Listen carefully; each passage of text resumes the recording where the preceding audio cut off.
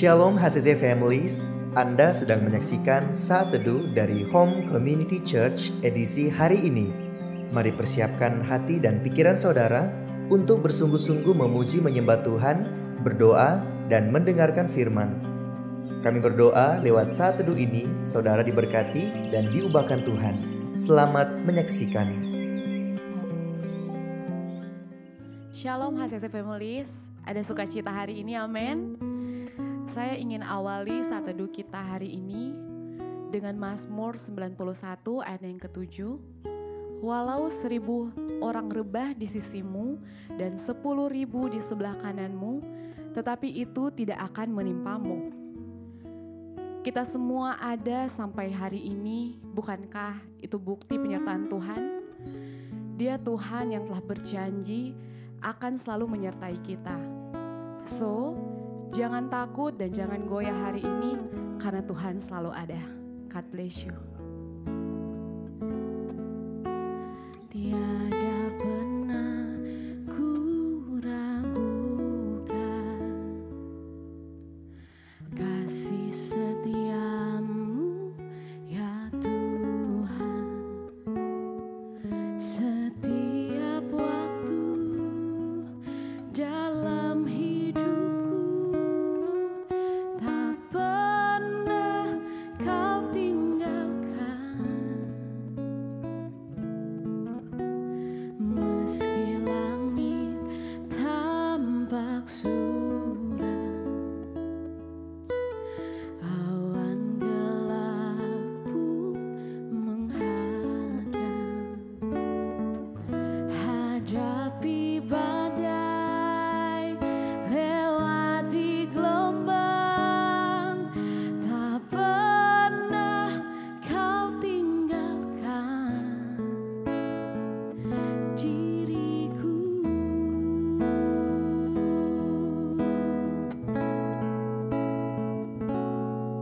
Walau 1.000 rebah di sisiku,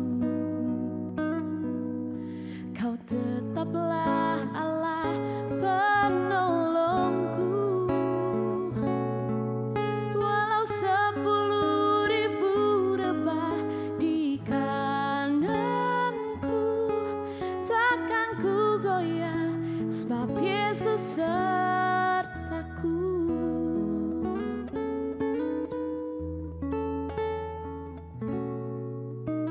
Tiada pernah ku ragukan kasih setiamu ya Tuhan. Setiap waktu dalam hidupku tak pernah kau tinggalkan. Meski langit tampak suram, awan gelap pun menghadang. Hadapi badai, lewati gelombang, tak pernah kau tinggalkan diriku.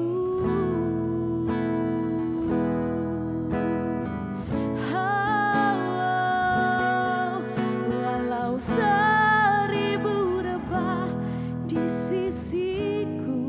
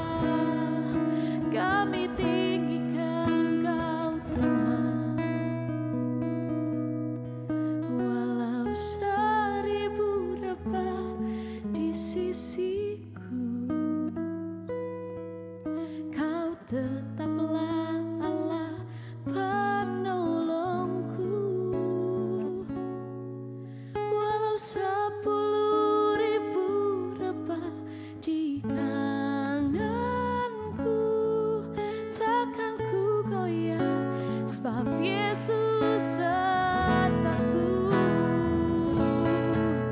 Walau seribu rebah di sisiku,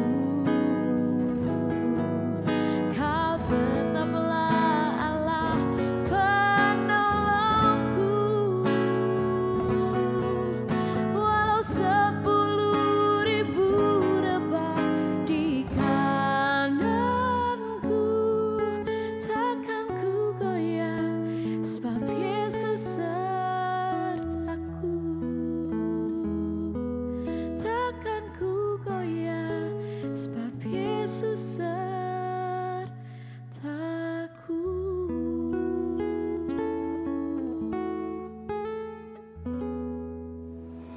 Kami mengucap syukur Tuhan buat hari yang baru yang Tuhan berikan di dalam kehidupan kami. Saat ini Tuhan, kami mau mulai bersama-sama dengan Engkau, pimpin kami, tuntun kami dengan kuat kuasa Roh Kudus-Mu. Biarlah Tuhan, kami boleh menjadi pribadi-pribadi yang tahan uji, dan kami boleh didapati menjadi seorang yang lebih daripada pemenang. Bapak, dalam nama Yesus, saat ini kami mau belajar kebenaran firman-Mu, biar firman-Mu menjadi terang dan suluh bagi langkah-langkah kami Tuhan. Di dalam nama Tuhan Yesus, haleluya. Amin. Wow, shalom Bapak Ibu Saudara, senang sekali bisa berjumpa lagi, dan saya yakin dan sangat yakin kita semua dalam keadaan luar biasa diberkati oleh Tuhan. Bapak Ibu Saudara yang terkasih di dalam nama Tuhan, pagi hari ini kita akan bersama-sama merenungkan kebenaran firman Tuhan. Dalam Kejadian 37 ayat 5 sampai ayat yang ke-10. Saya akan membacakan buat kita semua dari Kejadian 37 ayat 5 sampai 10. Firman Tuhan berkata seperti ini. Pada suatu kali bermimpilah Yusuf. Lalu mimpinya itu diceritakan kepada saudara-saudaranya. Sebab itulah mereka lebih benci lagi kepadanya.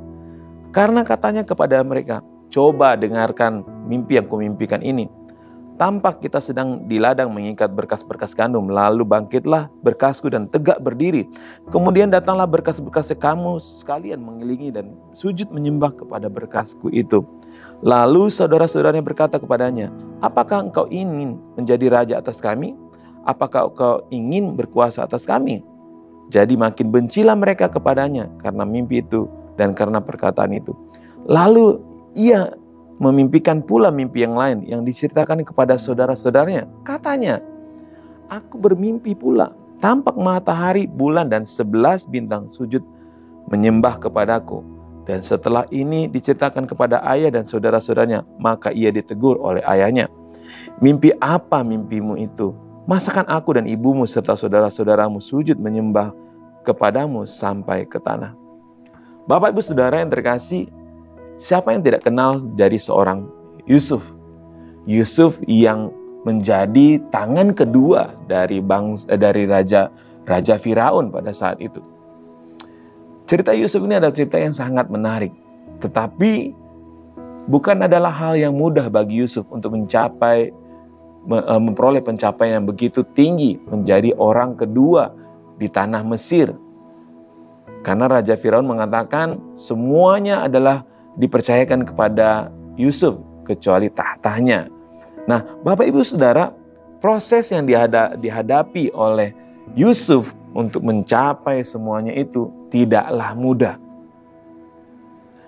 Ada di mana masa ketika dia harus dimasukkan ke dalam sumur kering.